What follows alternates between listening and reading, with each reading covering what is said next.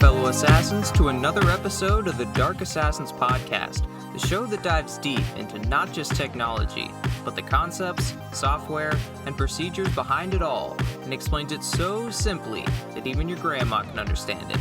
As always, I'm your host, the Dark Assassin.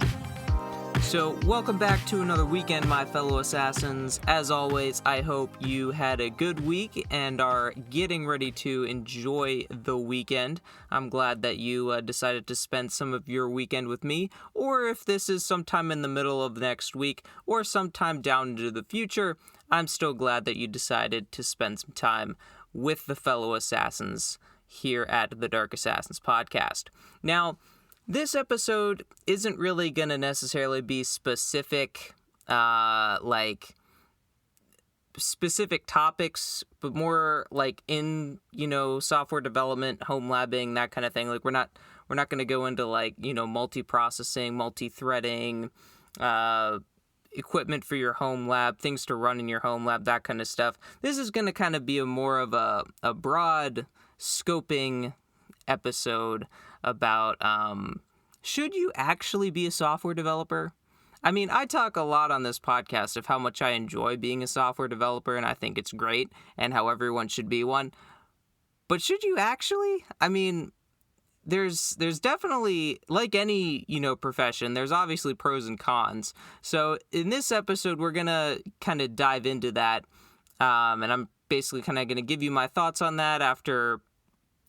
It kind of is weird to say this, but after basically a decade of software development, kind of give you my thoughts, what are the pros, what are the cons, and if you should actually pursue this as a career. But before that, let's get into this week's trivia question. And this week's trivia question is, when did Apple transition from PowerPC to Intel?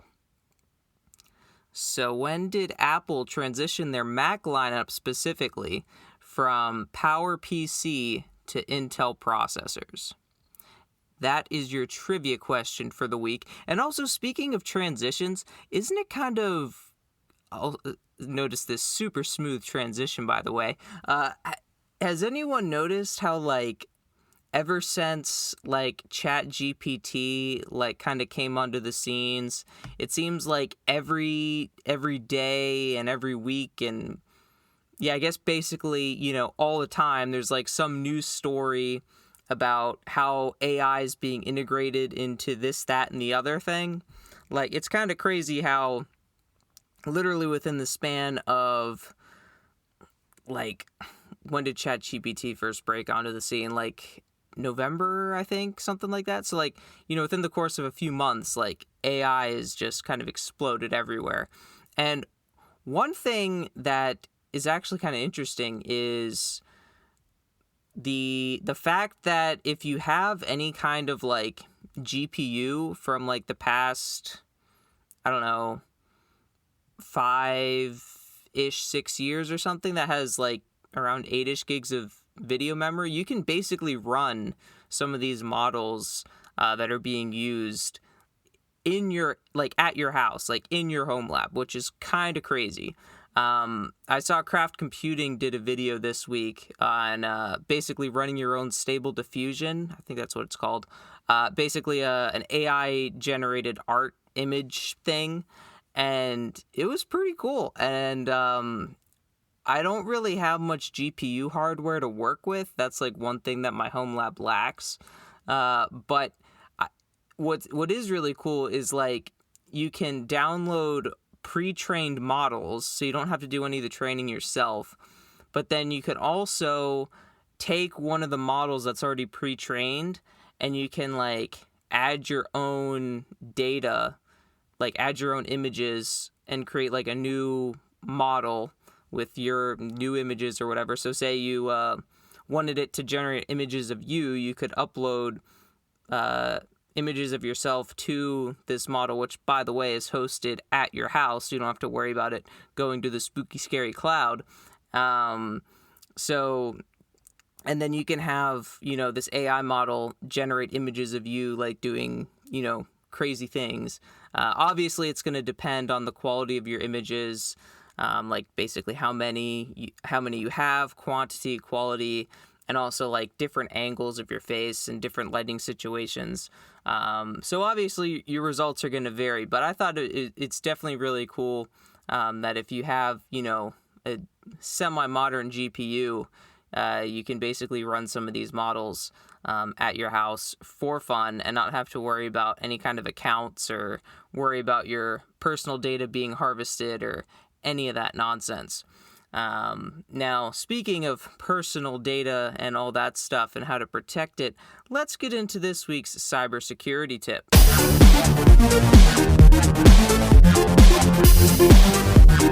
So for this week's cybersecurity tip, it's also on the same vein of like protecting your accounts and whatnot.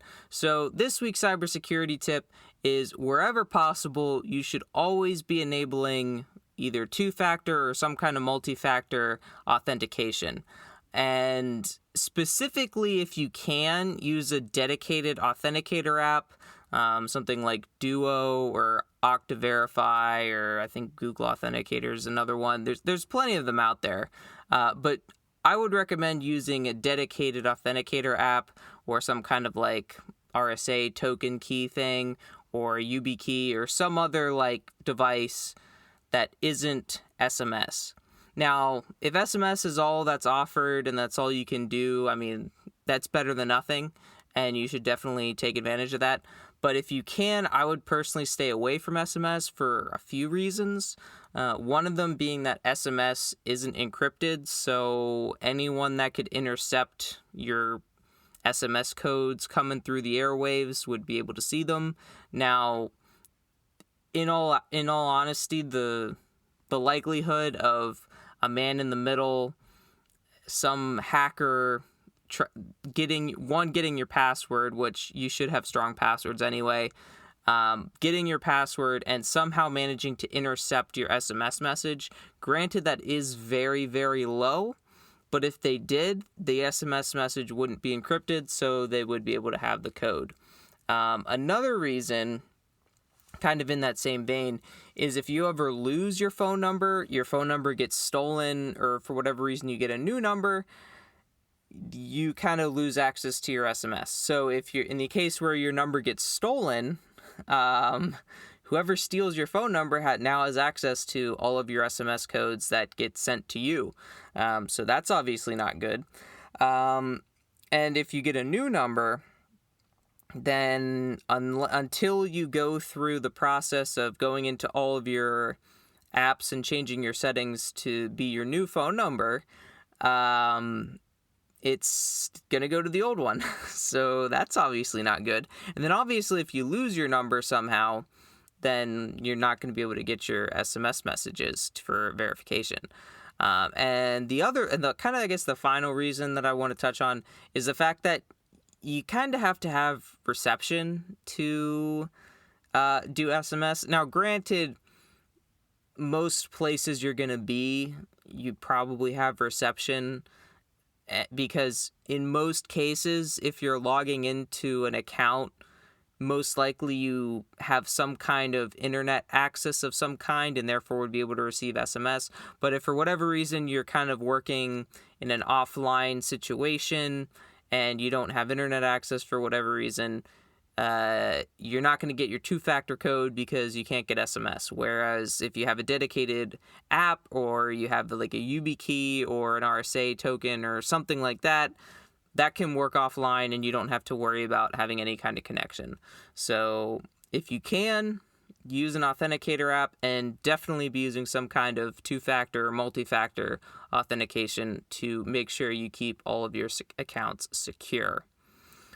Now, going back to the AI stuff before we get into the nerdy stuff I was up to this week, I'm not sure if you saw, but Microsoft announced new Bing, which, by the way, Microsoft, I know you're not listening to this podcast, but if you are, that is a terrible name. I mean, come on, new Bing. I mean, wow. A+ to the marketing department on that one. But basically, they announced they're essentially integrating ChatGPT into Bing now. So you can, like, when you search for something, you'll get in addition to your generic search results, you'll also get like a little thing on the side of the search results from, whatever they're calling their chat, their new Bing, I guess, kind of giving you more details on that. And then there's also going to be like a chat feature similar to ChatGPT, because if you weren't aware, Microsoft has dumped literally billions of dollars, that's billions with a B, into OpenAI in their ChatGPT program, to the point where I think they dumped like something like $10 billion, and part of the agreement was they get like so much percent of the revenue until they recoup all that cost, and then even after that they still own like a 49% stake in the company or something like that. It's a crazy deal. But yeah, Microsoft's been really dumping money into OpenAI and integrating ChatGPT into Bing, and that has got Google absolutely losing their minds and freaking out and going into full panic mode. So I think it was like the day after Microsoft kind of did their keynote thing or whatever, unveiling new Bing, where they had all these demos showing it in action and all this stuff. Google tried to bounce back and hit back with their version, which was kind of a disaster, and they tried to do a live demo, but the phone got quote-unquote misplaced, so they couldn't do the live demo. Right. And I believe they ended up losing like $100 billion. Yeah, $100 billion, again with a B. $100 billion in one day because of how big of a flop this thing was. So Google definitely having a rough go here, with Microsoft potentially hitting hard in the search game, which, with how big of an industry search is, like how big of a market that is, and with Google's dominance, Google losing any significant amount of market share in the search industry is going to be a huge hit to their business, especially when you consider the fact that Google essentially has a total monopoly on search. So much so that literally the phrase "just Google it" or "go Google it" has been literally, just become the saying of to look something up online. Now, I always try my best whenever referring to looking something up online is to just say you can look it up online or use your search engine of choice, and not specifically name Google to potentially not entice anyone to use it, because I honestly can't tell you the last time I used Google. I haven't used it in a long time, and honestly, I don't miss it. And I've even heard from some people that have said Google's gotten worse over time, and their reasoning for it is because part of it is because of how Google's business model works, is they kind of thrive on the fact of like AdSense revenue. So like companies paying them to get higher up search results, so your search results might not necessarily be as relevant. Plus the fact that the more time you spend on Google searching things, that means you see more ads, and therefore Google makes more money. So if you find your result really quick, get it immediately, and then don't use Google anymore for a while, that's money Google is losing out on. So some people kind of thinking that might be a factor. But regardless, the fact that Google has such a massive monopoly, any hit to that market share is going to be a big hit to their business. So who knows? Is this Google really the end of Google's reign as top dog in the search industry? I guess only time will tell, but it should be interesting to see how this plays out in the coming months and years, how all this goes with the incorporation of AI into search. So we shall see. Now let's get into what nerdy stuff have I been up to this week. So I didn't make any more updates to my distributed compiler, mainly because I've been kind of sidetracked with other things, as we'll get into in a little bit here. But I think it's basically done. Really, the only things that I want to do to it now is write some more documentation on it, kind of polish that up a little bit, and then just add more examples to it of programs compiling with the distributed compiler, just to kind of show how it works. Because right now I have like two programs, except it's basically the same program, just one uses Windows and one uses Mac OS/Linux. So I kind of want to get some other examples, maybe in some other programming languages, just to kind of show how it works and that kind of thing. But one of the reasons why I didn't really work on it that much is, if you remember back to last episode, I talked about wanting to make an iOS app for that that basically as a client for the server I made, which will basically just keeps track of how many more days I have left in grad school. So I was working on that app a good chunk of this week, and I spent more time than I'd cared to admit, kind of somewhere in the ballpark between an hour and an hour and a half, wondering why my networking on the iOS app wasn't working. And turns out I'm just a complete idiot, and I didn't have my phone on the correct Wi-Fi network. So I was on one network, and my server was on another network, and my phone can't talk to the other network. So I couldn't connect to it, and that's why my networking wasn't working. So when I figured that out, I audibly told myself that I was an idiot, because I was. Now, once I got that figured out, the app was basically done. But I didn't want to leave it there, and I over-engineered this thing.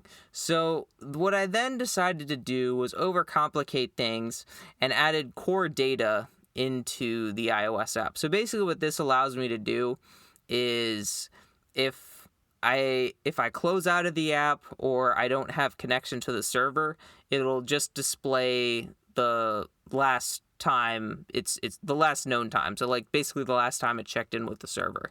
So it'll basically say time remaining as of, and then the timestamp of when it last reached out to the server and got the timestamp, and then it'll have the time printout of how much time is remaining. So that's what the core data allowed me to do. But apparently, sometime between the last time I worked with core data, which was when I created my Snapchat database app, which, by the way, I realized there was a bug in there with the new iOS 16 version for whatever reason.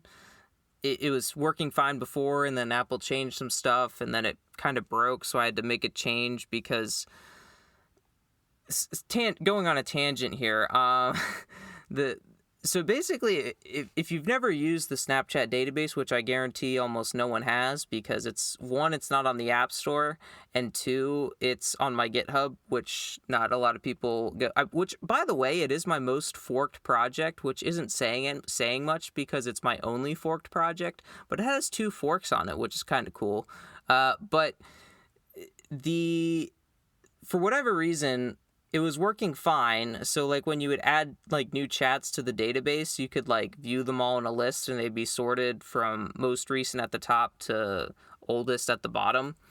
And for whatever reason, Apple changed some stuff on their end, and it was fine. And then when you add a chat to the database, that screen would just go to black rather than yellow for whatever reason. So I had to fix that. So that's been fixed. So I also did that this week. So I pushed that update, new release version. I think it's like 1.1.3, I think is the number that I published. I don't know. So if you're interested in checking that out, you can. It's on my GitHub, Dark Assassin 23 over there on GitHub. But anyway, back to this app. So between when I initially made that iOS or Snapchat database app and this week, Apple changed how core data was implemented with like the GUI stuff, and that was a nightmare. So essentially after fighting with that for probably a good 7 hours or so, maybe a little more, I don't remember. It was like 2 a.m. by the time I finally got it working. So that probably didn't help that I was up so late. But anyway, it's super hacky on the back end, and the front end is, let's just say, it's functional. Is it pretty? No. But then again, I'm not the guy that's great at making user interfaces. And I've mentioned that multiple times, that anything graphics related, that ain't my thing. I have no artistic ability, so basically any interface that I make is just super basic and super simple and just gets the job done. Ain't not necessarily the prettiest looking thing, but it gets the job done. Now, to say that this app is held together with chewing gum and duct tape would honestly probably be an insult to those feats of engineering that are actually held together with chewing gum and duct tape. So I think a better way to say how this app is held together is on a wing and a prayer, because it's pretty rough. But also, if you know anything about Swift, you'll know that on a wing and a prayer is actually a great double meaning because of the mascot that Swift has, which is like some kind of bird thing. So it just makes the analogy even better that it's being held together on a wing and a prayer. Kind of, sort of, literally. But in case you also didn't know, that modern programming languages nowadays, they a lot of them have mascots. So like Python obviously has the Python, Rust has the crab, or has a crab, or as people that program in Rust say, it's a rustation, kind of like a play on the word of crustacean, but Rust. Sorry, I killed that for you, anyone out there that loves Rust. Go has a gopher, Perl has a camel, PHP has an elephant, but unfortunately, C and C++, Fortran, and all those other dinosaur languages, they aren't cool enough or new enough to have mascots of themselves. I've heard stories about people wanting to like retroactively give them one, like specifically C and C++, but I don't know if that's ever actually happened. But regardless, the app works now, so it is what it is. But I will say, I did have one of you fellow assassins reach out to me about this, specifically the theory in general of having a server that'll send back the time remaining on something.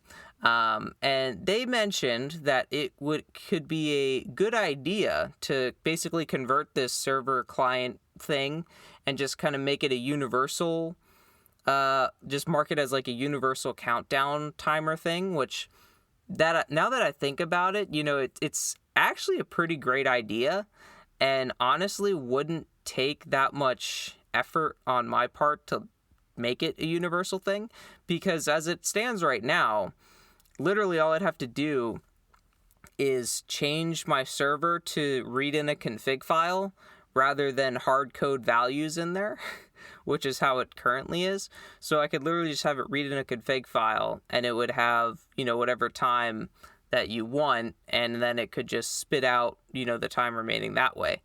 And then on the client end, for like the Windows and macOS Linux clients, that could also be a config file with like the server's IP and port number. And then the iOS app, that could also be pretty easy. You just add another entry into the core data, and then you have like a new pane or new window or something that you like, even a pop-up or something that you can manually enter the settings for the server's IP and port number. So it'd be pretty trivial to do. And, now that I'm actually kind of like thinking about this and walking it through, that might actually be something I do and, publish on my GitHub as a, just a universal app countdown timer thing that someone can use if they want to. So, yeah. Also, in other news, my home lab has been infected with malware. Okay, not really, but so basically what happened this week was one of the grad school classes I'm in, they're making us use a VM for something. It's basically to do like Hadoop stuff, which if you're not familiar with Hadoop, it's like a distributed file system type thing. So this virtual machine kind of like more or less simulates how that works, I guess. But anyway, I initially installed it on my Mac Mini, and needless to say, the Mac Mini was chugging hard. It was having a rough go. Its fans were maxed out the entire time. Things were getting pretty slow, which made sense because I had no free available RAM, and I think I was using like over 4 gigs worth of swap. So yeah, big yikes. So then what I decided to do was, it was mainly an experiment at first, was can I move this to one of my hypervisors that has more horsepower and more RAM. So that's what I tried to do, convert the VM disk and move it over. And just to prove the point of how chunky this thick boy of a VM is, this absolute unit of a VM, when I just putting it on the hypervisor that I have, and mind you, this is like an enterprise server, but just the fact of it existing on that server, idling, made the server's fans ramp up a little bit. Not a lot, but it made them ramp up a little bit. And then whenever I'd actually do stuff in the VM, like running, like, programs, like to execute things with the Hadoop file system, the fans got going. So it was definitely using the processing power. So I guess on the one hand, it's good that I was able to, I have the home lab that I can, utilize for it. But on the other hand, wasting resources on a VM that I don't even want on there. So kind of, in the spirit of what malware is, it's like unwanted. In one vein, it's like unwanted software. I guess technically the software isn't malicious, although you could argue it is malicious because it's using CPU and memory resources that I didn't necessarily intend on it to give, and it's just kind of hogging those resources. But honestly, it's powered off now, and the only time I am going to power it up is when I absolutely need to use it. Otherwise, it is going to be off. But I just thought that was kind of funny. But now let's get into the pros and cons of being a software developer and kind of give you some of my experiences and my kind of list here on if you should be a software developer. Now, I want to start off this with kind of the business, kind of in the business world. So everyone knows, like, being a software developer, like writing code and making projects and all that stuff. But if you actually want to be a software developer as your profession, you kind of need to know what you're getting into once you get into the real world. So I guess the first pro that I'll get into is, at least in my experience, you have very little meetings, which personally I'm a big fan of. Now, also in my experience, I literally have had weeks where the number of where I've had coworkers, both currently and in the past, that have literally had more meetings in one day than I have had in an entire week. So yeah, as a software developer, you probably won't be in that many meetings, which on the one hand, you could think of meetings, personally how I view meetings is like getting older. So when you aren't in any meetings, you kind of feel left out. You kind of feel like, man, I guess I'm not important and I'm never in any of these meetings. It's just like when you're young, you're like, man, I just want to be older so I can do stuff. And then once you get in all these meetings, you're like, man, I just hate meetings. These meetings are no fun. I want to go back to not having meetings, which is, it's like, what happens when you get old, right? When you get old, you just want to be young again. You don't want to be old. You want to be like you were back in your heyday, right? When you could do stuff. Now you're old and you can't do all the things that you used to.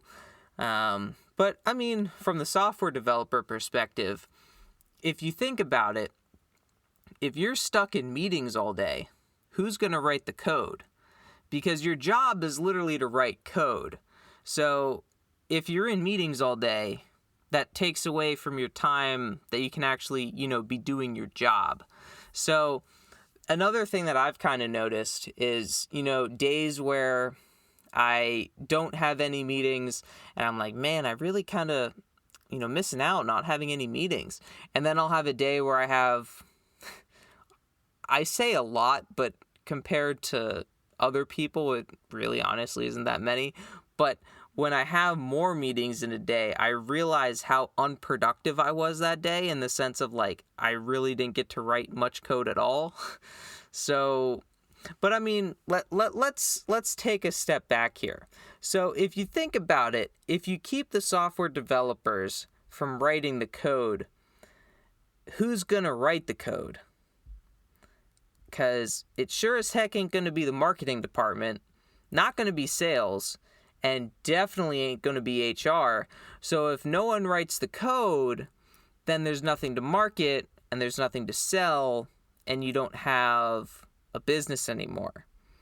So if you ask me, best to leave the software devs alone, leave us alone at our desks with our 2-liter bottles of Mountain Dew, Doritos with our headphones in, and doing what we do best, turning into code monkeys and click-clacking away on our keyboards. So just leave us be, leave us off in our corners or wherever, and allow us to do what we do. But in all seriousness, you probably won't have many meetings. In all reality, you'll have, the mandatory meetings that everyone has to go to, like your all hands meetings. So like everyone, like if you're, I don't know, your team, if they have like all hands meetings, or if your company has an all hands meeting, or any meeting that like everyone has to go to, you'll probably have to go to those. And then any kind of like stand-ups you have, especially if you're doing any kind of like agile or scrum kind of development, you'll probably have some number of stand-ups, whether that's daily stand-ups or weekly stand-ups, or some kind of, quick meeting about, hey, what you're working on, anything you're struggling with, anything anyone can help out with. Do we need to update tasking to assign someone else something because they're way ahead, or do we need to pool resources to help out this developer over here because they're struggling to implement, X feature, or, whatever the case may be. But generally, I mean, those meetings aren't more than like 30 minutes tops. I know from some of my experience kind of in an agile environment like that, I think we had like daily stand-ups like that, and I think they were scheduled to be 30 minutes, but I think probably like 7 times out of 10 they were done in like 10 or 15 minutes, which is nice because then you get that time back so you can go back to doing what you do as a software developer, which is write code and do programming and, develop software. So yeah, that's the meetings aspect. Now going into one of the cons here, rip your free time.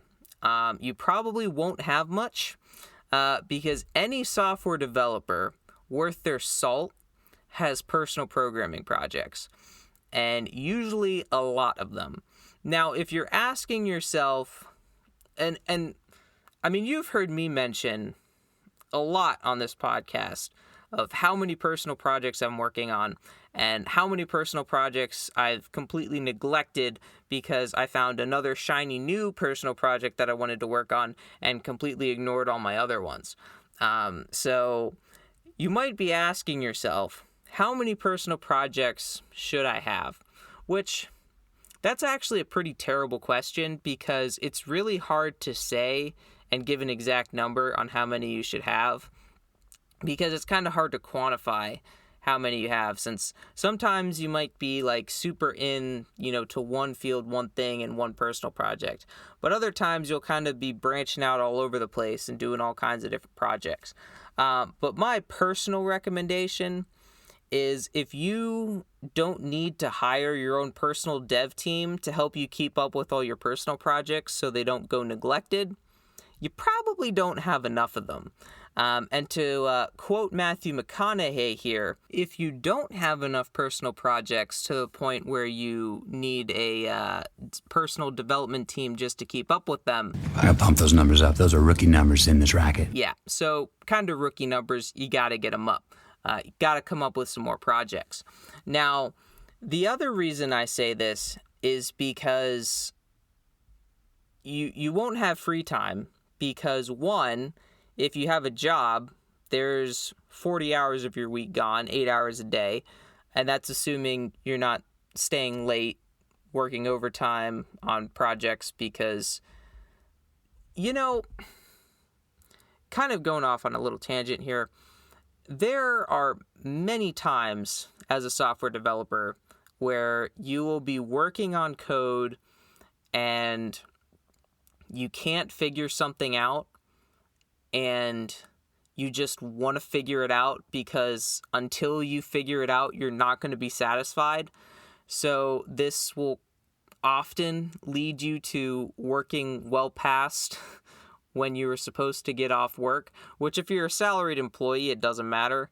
But if you're like an hourly employee, like working as like an intern or something, this could potentially be a problem. But the thing is, if you've ever worked on personal projects or worked on software development in a professional environment, you know that you want to finish, if you want to finish a feature or a task or something, you don't want to leave bugs in the code. You don't want to leave it not able to compile. You don't want to leave it unfinished.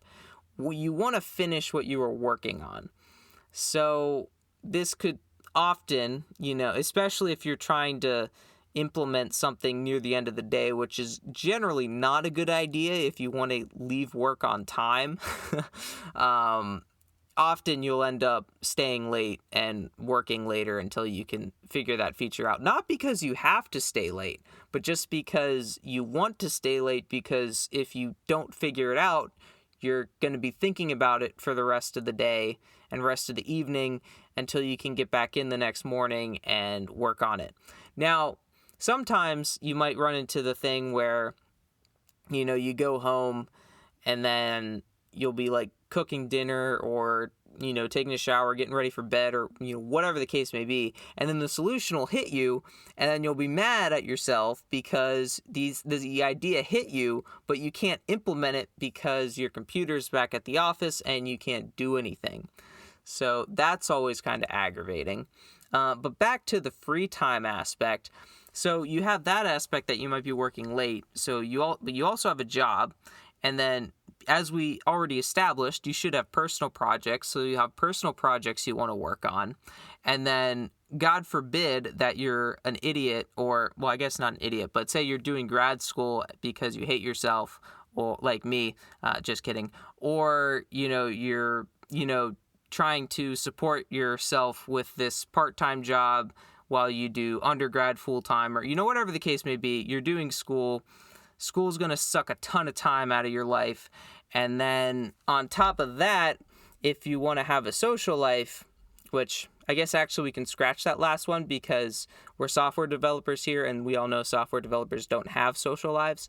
Now, the reason I say that is, all the normies out there will constantly be posting their updates and their statuses, to Snapchat and Instagram and Twitter. And us software developers, the most social thing that we post is pushing a new change to our public Git repo. Or if we're feeling really adventurous, we might write a blog post about our latest personal project that we were working on.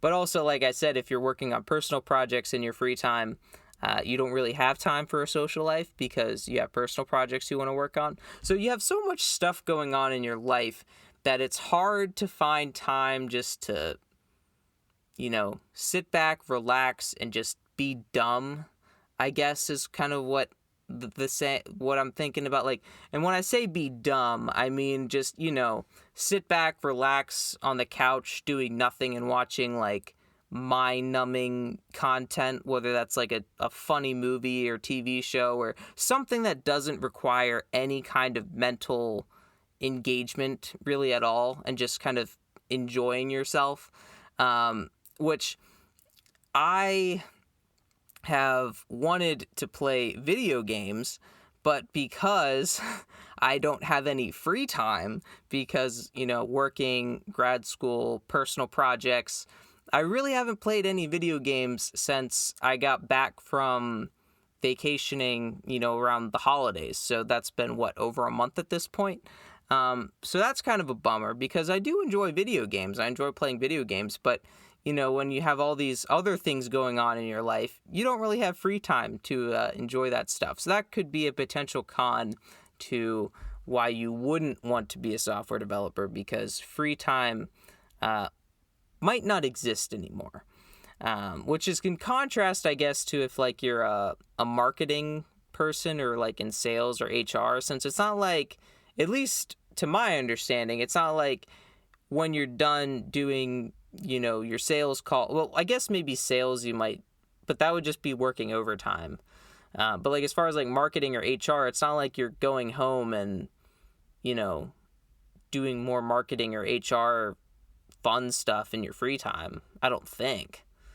I mean, I guess marketing, if you have a side hustle, maybe like marketing that, but I mean, aside from that, I can't think of anything. And like, I guess musicians could potentially be in the similar vote, because like when you do all your music making stuff for your work, maybe you kind of like to go home and play more music in your free time. But like, yeah, I don't know.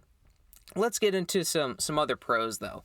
So another pro would be the potential amount of money you can make. Now, software developers are pretty high in demand, and they generally make pretty good money. Now, one thing that I think needs to be addressed, though, is a lot of software development positions take place in or around cities, which have a higher cost of living than other parts of the country. So, on the face of it, yes, you'll probably be making a lot more than other professions, but you also have to take into account where you're going to be living and cost of living, right? So if you have a software development gig, in the middle of nowhere, making, I don't know, 80 grand, let's say, versus, a software development gig out in, Silicon Valley making like 120, you're probably going to have more money in your pocket at the end of the month, working in the middle of podunk nowhere, only making 80 rather than making the 120. So that's one thing that you kind of do have to take into consideration. But in general, software developers do make pretty good money, all things considered, compared to other professions. Another pro would be generally you have pretty flexible hours, because as we kind of mentioned with the meetings aspect, you don't really have a ton of meetings. So if you don't have to be in meetings all the time that are at set specific times, you can more or less kind of work at your own schedule. I mean, obviously you're going to need your, manager or supervisor's approval for things. So it's not like, I don't know necessarily how much they'd approve if you kind of the stereotypical, software developer, they roll in at like 10 or noon or something, and then they're gone by like, I don't know, 3 in the afternoon or something like that. So super short days. So obviously that's probably not going to fly. But because you're not necessarily tied to, set times for meetings and stuff, you can kind of sort of set your own schedule, because at the end of the day, when it comes down to it for software development, as long as you're completing, the tasks that are assigned to you within your time window, I mean, in reality, it doesn't matter if you are able to complete that in 2 hours or if you take 40 hours. I mean, it really, as long as you're getting the work done you need to get done, I mean, that's really all that matters. So, and because of, and then if you finish early, I mean, you can pull more tasks off the board, or however you're managing the tasks and features that need to be implemented in, say, like a given sprint, for example. So I mean, as long as you're getting your work done, that's really what all that matters. So you can generally have more flexibility in your working hours. Plus, because you don't necessarily have to be in a ton of meetings. Kind of building off that point. There's generally a lot more flexibility with software developers as far as like working from home, working remote type stuff, because as long as you have a VPN connection into your company's network, which you theoretically should, and you can access all the Git repos and everything, you can literally work wherever you want. And then you just check your code into the Git repo, pull down the changes that you need, do all your development wherever you want. You could work from home, you could work at Starbucks, Panera, the park, wherever you want. Now, obviously, some companies will make you come into the office, and, it's honestly kind of nice to be in the office sometimes, especially for any new developers out there. If you do have the option to work remote, I would honestly still recommend that you go into the office, mainly because from my personal experience, I found that working remote as a software developer is nice and I really enjoy it. But at the same time, when you're new and you don't necessarily have a ton of experience on the products you're working on, it can be really frustrating not being able to just walk down the hall or go to the next cube over and ask someone a question about something and how something works. So it can definitely be kind of frustrating in that regard, but it is nice that you have that flexible work schedule. Now, some other cons here.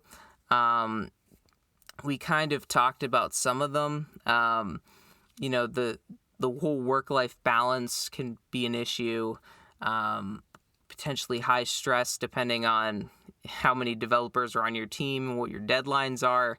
I know especially like game developers, they'll, before deadlines or whatever, like I've heard many horror stories about game developers that they pretty much don't leave the office and are pretty much working like 80+ hour weeks, like right before a game is supposed to launch, making sure that all the bugs are ironed out and everything. Like it can get pretty gnarly. And as we mentioned, long working hours, which potentially could be self-inflicted, depending on, how long it can take you to, potentially figure out bugs or fix compile errors and, kind of get your code in a working state before you leave for the day.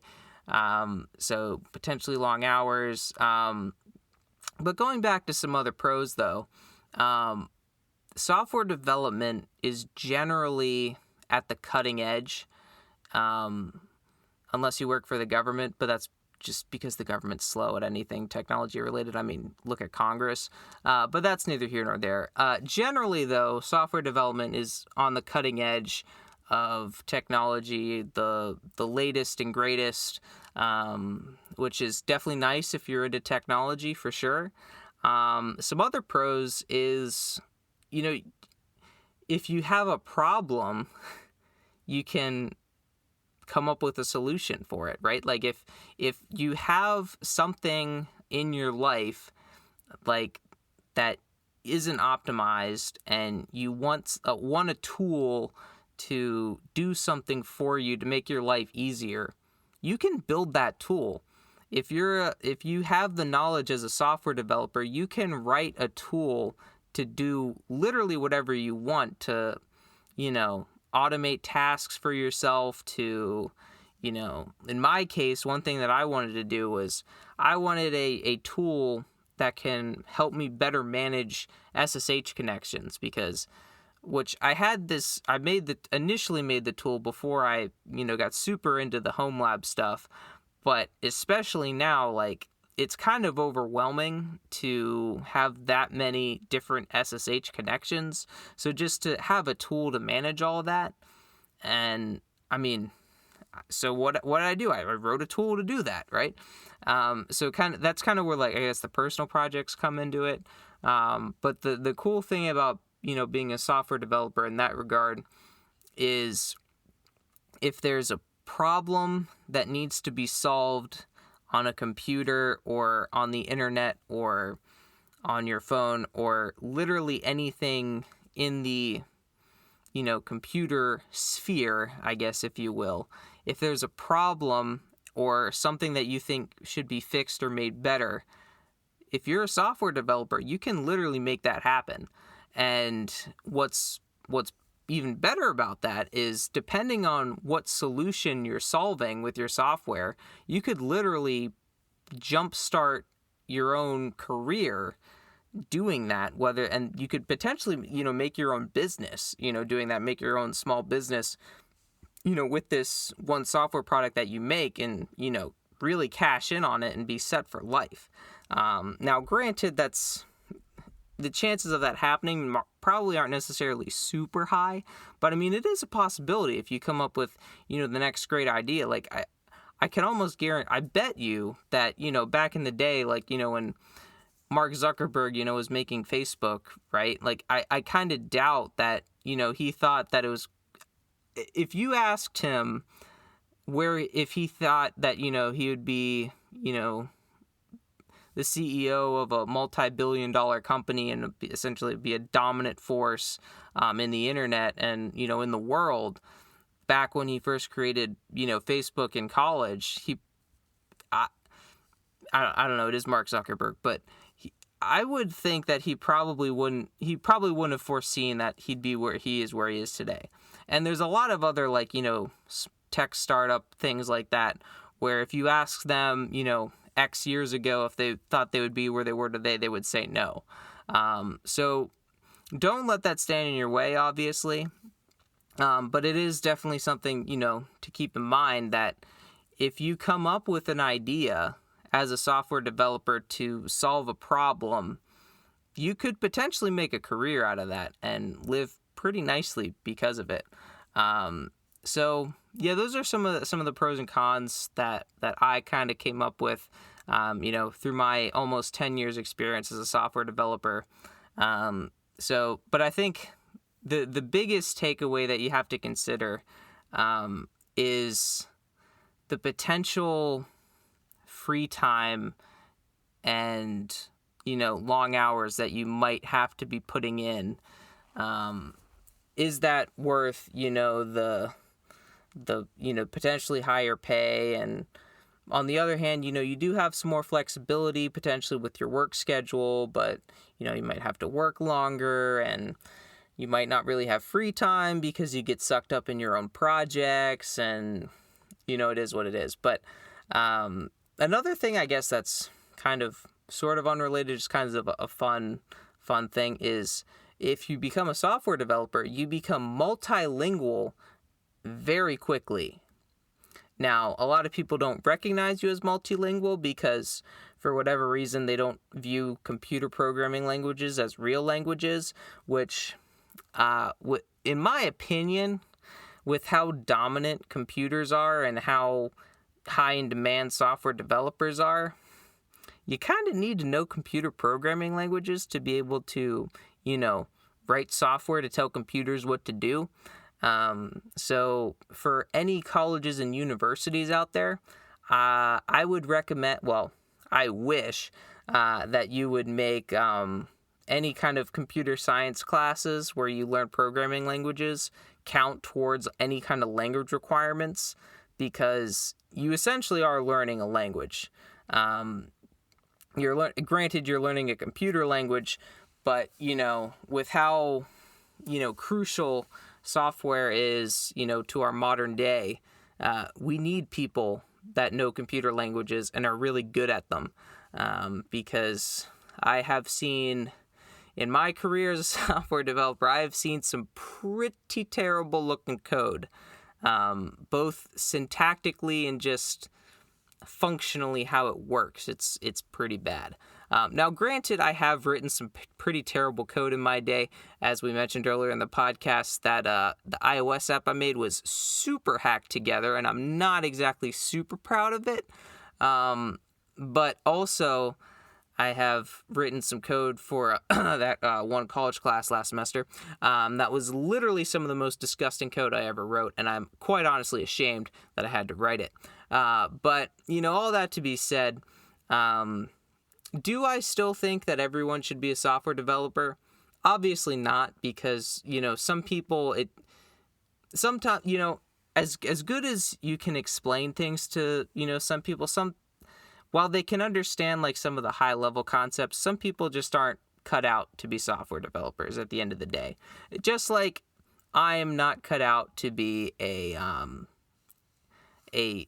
fast food restaurant, or basically anything customer service related. I don't, deal with people that well. Now I might come off on this podcast as someone that's pretty sociable and outgoing, but that is the complete opposite. Couldn't be further from the truth. If you actually know me personally, I'm pretty, I don't know if I'd say a shy guy, but, definitely a very much an introvert when it comes to interacting with people. And the less interaction with random people I can have, the better. So it all obviously makes software development perfect for me, because I can just kind of sit at my desk or at my house or wherever, write my code, not have to deal with a lot of people, and it's great. But some people, they like the interaction, which you can, be an extrovert and be a software developer for sure. But also like, other fields that I would be terrible at, biology, definitely a no for me. I definitely probably couldn't be any kind of like anything in the medical field. Definitely not. So like, there are fields that, some people are just cut out for and they're good at, I guess. Which is same thing with software development. Some people are just naturally good at it. Some people, they'll spend hours and hours trying to pour everything they have into trying to learn it, and it just doesn't click. And that's okay. Like, not everyone has to be a software developer. Not everyone is a software developer, because we need people in the other fields too, to make the world work. But definitely, if you have any kind of interest in technology, computers, artificial intelligence, literally anything technology related, I think software development could be a good field for you. And even just in a general sense, I think just kind of having any sort of background that you can get in software development, even if you don't make it your career, just kind of having a knowledge of how, at least at a conceptual level, how software development works and kind of what goes into software development, and, kind of how programs work behind the scenes, just to kind of have an appreciation for, how it works, for one. And also it can help you troubleshoot things too, right? Because even though you might not be a software developer by trade, say you work in marketing or HR or sales, or you work as a teacher or a nurse or whatever, you're going to be using software in your day-to-day life, regardless of what profession you're in, whether you write it or not. You're going to be using software. So if you have an idea, a general idea of how software works, and potentially some of the concepts that go into the software product, that could help you if you're whatever software you use in your job, whether you're HR and working in, some kind of like time sheet things, or you're a nurse and you're, trying to look through databases on patients or I don't know. But if you ever run into a problem with that software, if you kind of have maybe a general idea of how software works, what goes into making good software, it may or may not help you, kind of debug potential issues with software. Plus, as a software developer, one thing that is super key is, obviously, when you're writing software, you're not going to catch every bug. And if you are able to, if you find a bug in our code as software developers, if you out there find a bug in, in a program, the more articulate you can be and the better you can describe where that bug is, how it happens, and all that good stuff, the easier it is for us as software developers to fix that. So even if you don't have any interest in being a software developer, or you're not good at software development or anything like that, at least kind of knowing how it works can help you in cases where you find bugs in software you use. You can be able to better articulate, okay, what did I do to have this bug pop up? Does it always pop up? What kind of conditions make it come up? Are there any problems when it does pop up, or is it just kind of like a glitch kind of a thing? The more specific you can be and the better you can articulate how to recreate it, the quicker the developers are going to be able to patch it, figure it out, fix it, all that good stuff, and get the issue resolved. So that was, I guess, kind of another tangent. I thought we were kind of wrapping this up, but then I just kind of kept going for a few more minutes. But yeah, at the end of the day, should you be a software developer? That's up to you. Obviously, I recommend it, even with all of its cons of potential long hours and potential not much free time. It is definitely, in my opinion, a very, very rewarding job, especially being able to see software, in some cases, literally start at nothing and be built up through the course of, the whole software development process to become this great thing that you can see, people using and enjoying. And honestly, as someone, like I mentioned, as an introvert, being able to see people enjoy a product that you made and that you just poured your heart and soul into, like coding and building, seeing people enjoy that is just makes it all worth it. So it's, in my opinion, it's definitely a very rewarding job, even if there are many times that I feel like I'm beating my head against a wall or want to throw my computer out a window. At the end of the day, it definitely, in my opinion, is very rewarding, even with the shortcomings and cons that it has. But before we wrap up, we got to get it into that trivia question. So the trivia question for this week is, when did Apple transition from PowerPC to Intel? So when did Apple transition their Mac line specifically from PowerPC to Intel? Now, I'll accept two answers here. If you said 2006, you are correct, because 2006 is when the first Macs with Intel processors shipped. Now, if you said 2005, I'll still accept that, mainly because that's when they announced that they'd be transitioning from PowerPC to Intel. They announced it at their 2005 WWDC event. But they didn't start shipping out Macs with Intel processors until 2006. So, well, technically they did announce in 2005. They didn't ship till 2006. So if you said either one of those answers, I'll give it to you. Congrats. Good job. So if you enjoyed this episode, I ask that you leave it a rating and review and subscribe to the Dark Assassins podcast if you haven't done so already. Also, be sure to share with a friend or family member, especially if you have anyone potentially trying to figure out what they want to do with their life, or anyone potentially thinking they might want to be a software developer. Definitely going to want to send this episode to them. And if you have any questions about this episode, or any comments, or topics you want me to answer in a future episode, or if you just have any feedback like we talked about this one fellow assassin had for me this episode, you can shoot me an email at contact@darkassassinsinc.com. As always, there's a link in the show notes for that you can click on to send me an email. And that's going to do it for me in this episode of the Dark Assassins podcast. Until next time, my fellow assassins, remember, bull nothing equals true. If action not equal to null, return true. I'll see you next time on the Dark Assassins podcast.